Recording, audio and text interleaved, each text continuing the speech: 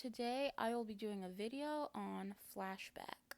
A young man whose mother is severely ill suddenly starts having flashbacks of a girl he liked in high school who suddenly went missing. I remember looking forward to this months ago, but had forgotten what it was about. When the movie first starts, I started to assume this would be about time travel involving drugs. Thank God it's nothing like that.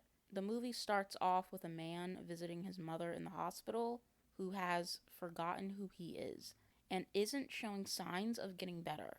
He's depressed and seems to be working a job that has good pay but isn't something he wants to be doing.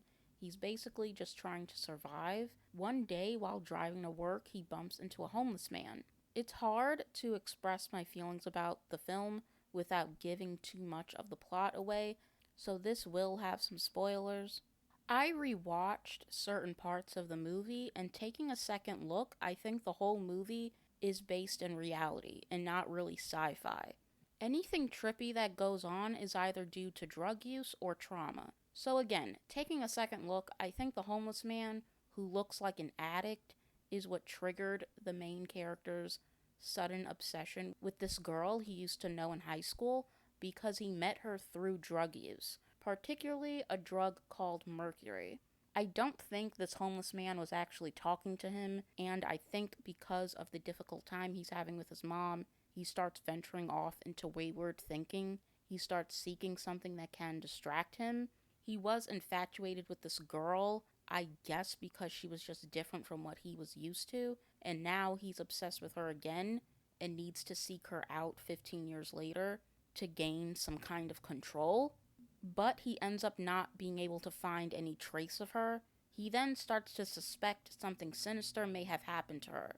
Because him and a couple of other guys have no recollection of where she's been since one night of hanging out because of the drugs they were on. When watching, I really liked this aspect. I love movies about missing persons or murder mysteries because they can happen in real life, and that is scary.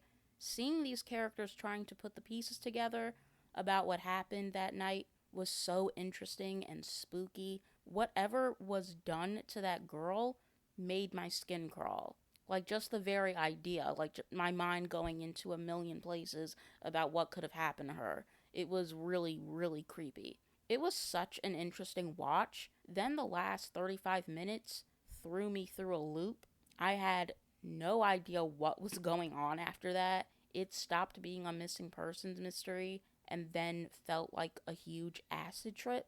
I knew the people in these wacky scenes who were talking to him were just in his head, but it still kind of confused me. And then we see his mom again, and I start to think, does she have something to do with this? And it never really went anywhere, and the film just turns into something else. I had to rewind some parts because I did tune out a bit. I liked the first hour, but I didn't like the last half. I didn't like how it unfolded. It sort of felt like a waste of time. I was invested in this one plot point and it just turned into something else. I just didn't really get the point. We're right back to square one with no understanding of what happened to this girl. The ending seemed self explanatory.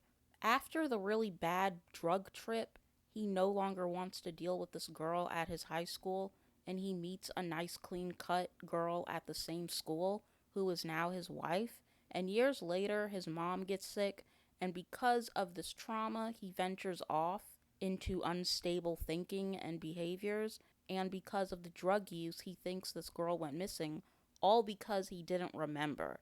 So again, it felt like a waste of time. It's still a well made movie, interesting, unique storytelling. The acting is great.